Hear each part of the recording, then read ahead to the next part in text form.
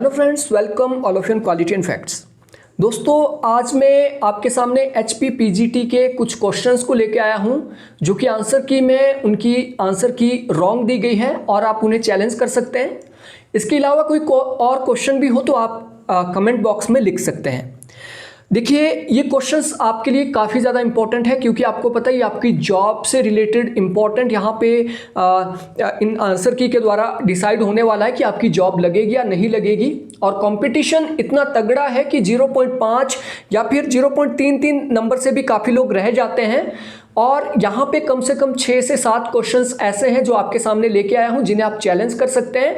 और जो स्टूडेंट अभी 50 से 55 के बीच है वो आसानी से 55 से 60 के आसपास पहुँच सकते हैं। और 50-60 के बीच जिसके नंबर आएंगे डेफिनेटली वो यहाँ पे बहुत ही स्ट्रॉन्ग पोजीशन में होगा जॉब के लिए।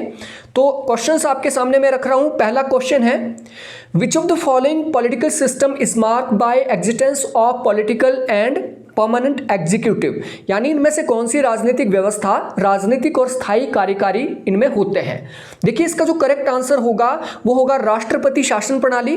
राष्ट्रपति शासन प्रणाली में पॉलिटिकल और परमानेंट एग्जीक्यूटिव दो प्रकार की एग्जीक्यूटिव देखी जा सकती है, लेकिन HPPSC ने इसका आंसर दिया है संसदीय शासन प्रणाली, जो कि गलत है। आप इस क्वेश्चन को चैलेंज कर सकते हैं और इन क्वेश्चन के लिए आपको स्ट्रॉन्ग प्रूफ देने पड़ेंगे HPPSC को, तभी आपके आंसर को सही माना जाएगा और आंसर की चेंज होगी।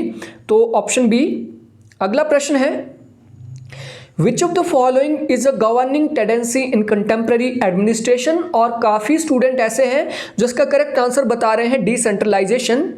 बट जितना मुझे यहाँ पे लग रहा है यहाँ पे एडमिनिस्ट्रेशन की बात की जा रही है, तो इसका करेक्ट आंसर जो HPPSC ने दिया है शायद वो सही हो सकता है। ये है सेंट्रलाइजेशन, क्योंकि 1990 के बाद जब हमने LPG की पॉलिसीज़ अपनाई तो हम कहीं ना कहीं सेंट्रलाइजेशन की ओर बढ़े हैं। तो काफ़ी लोग इसे चैलेंज कर रहे हैं, तो इसका कोई स्ट्रॉन्ग आपके पास एविडेंस हो तो आप इसको चैलेंज कर सकते हैं। अगला प्रश्न है, कॉपरेशन बिटवीन डिफरेंट स्टेट्स और city of India with foreign state और सिटीज इज नाउन एज, यानी इंडिया के शहर विदेशों के शहरों के साथ जो डिफरेंट प्रकार के कॉपरेशन करते हैं उन्हें किस नाम से जाना जाता है। तो इसका करेक्ट आंसर होगा पैरा डिप्लोमेसी। पैरा डिप्लोमेसी, जैसे भारत के मुंबई और चाइना के शंघाई के बीच सिस्टर सिटी MOU हुआ है, तो वो कहीं ना कहीं पैरा डिप्लोमेसी के नाम से जाना जाता है। लेकिन इसका जो आंसर दिया गया है HPPSC द्वारा रीजनल डिप्लोमेसी दिया गया है, जो कि गलत है। आप इस क्वेश्चन को चैलेंज कर सकते हैं और इसका प्रूफ भी आपको इस वीडियो में आगे मिल जाएगा। अगला प्रश्न है, Modi government's policy initiative to take ancient trade and culture linkage as basis of future maritime cooperation in Indian Ocean region is called as, यानी भारतीय जो महासागर है, हिंद महासागर है, उसमें जो समुद्री कॉपरेशन को बढ़ाने के लिए और पुराना जो हमारा ट्रेड था, एंशिएंट ट्रेड था या फिर एंशिएंट हमारा कल्चर लिंकेज था, उसको बढ़ाने के लिए कौन सा प्रोजेक्ट शुरू किया गया है। तो इसका करेक्ट आंसर होगा प्रोजेक्ट मौसम, जबकि इसका आंसर दिया गया है प्रोजेक्ट सागरमाला, जो कि गलत है, क्योंकि प्रोजेक्ट सागरमाला बेसिकली हमारे टापुओं को समृद्ध करने के लिए है, जो कि हिंद महासागर में है। और साथ में चाइना की जो मोतियों की माला पॉलिसी उसको डिफेंड करने के लिए, उसे चैलेंज करने के लिए प्रोजेक्ट शुरू हुआ है। तो उसका करेक्ट आंसर ऑप्शन सी होगा, ए नहीं। तो इसको भी आप चैलेंज कर सकते हैं अगर आपने ये टिक किया है। अगला प्रश्न है, which of the following is not hallmark of public administration. और काफ़ी लोग इस क्वेश्चन को चैलेंज कर रहे हैं और बोल रहे हैं। अब देखिए, प्रॉफिट मेकिंग बिल्कुल सही बात है। पब्लिक एडमिनिस्ट्रेशन का काम लाभ कमाना नहीं होता है, लेकिन इसके साथ साथ पब्लिक एडमिनिस्ट्रेशन का काम न्यायिक समीक्षा भी नहीं होता है। न्यायिक समीक्षा का काम कौन करता है? हमारी जुडिशरी करती है, पब्लिक एडमिनिस्ट्रेशन तो नहीं करती है।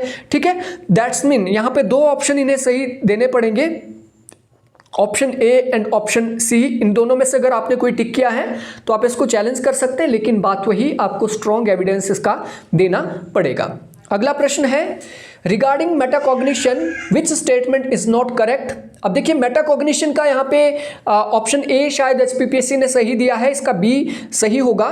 ठीक है, तो इसको भी आप चैलेंज कर सकते हैं। अभी इसका एग्जैक्ट जो आंसर है ऑप्शन ए है या बी है, ये आपको आगे मैं बताता हूं। ठीक है, क्वेश्चन नंबर 77 मेटाकॉग्निशन, इसे भी आप चैलेंज कर सकते हैं।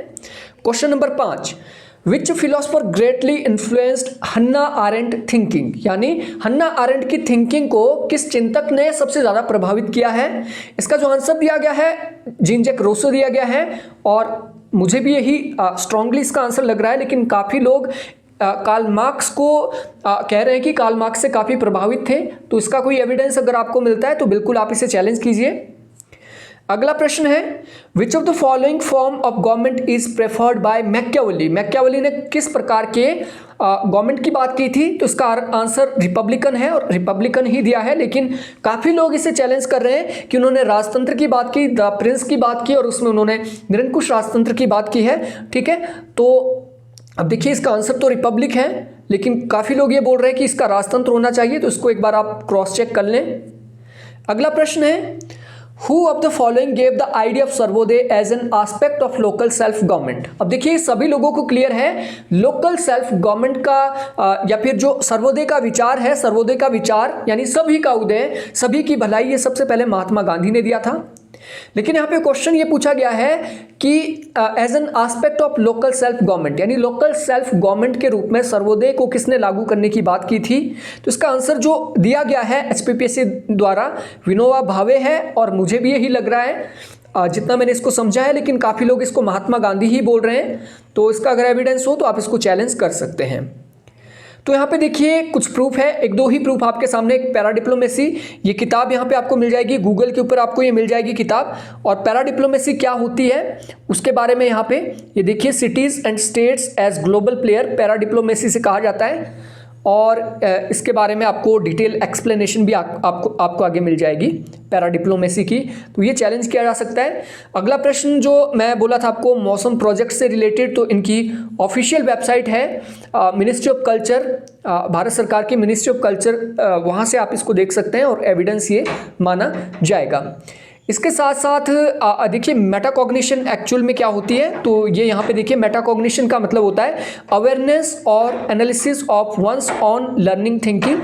तो ये प्रश्न आप चैलेंज कर सकते हैं। तो दोस्तों ये यहाँ पे कुछ ऐसे क्वेश्चंस थे जो एचपीपीएससी के द्वारा आंसर की जिनकी दी गई है, लेकिन कहीं ना कहीं ये गलत है। इसके साथ साथ पेपर 1 में भी काफ़ी लोग ऐसे हैं जो कि पॉइंट से रह रहे हैं, 0.33, 0.25, ठीक है, या फिर 1 नंबर 2 नंबर से रह रहे हैं। तो पेपर 1 में भी डेफिनेटली ऐसे क्वेश्चन होंगे जिन्हें चैलेंज किया जा सकता है। तो अगर आपको ऐसा कोई क्वेश्चन डाउटफुल लगता है तो आप मुझे व्हाट्सएप कर सकते हैं या फिर इस वीडियो के कमेंट बॉक्स में लिख सकते हैं। सो आई होप आप लोगों के लिए ये वीडियो यूजफुल रही होगी। Thank you, thanks for watching.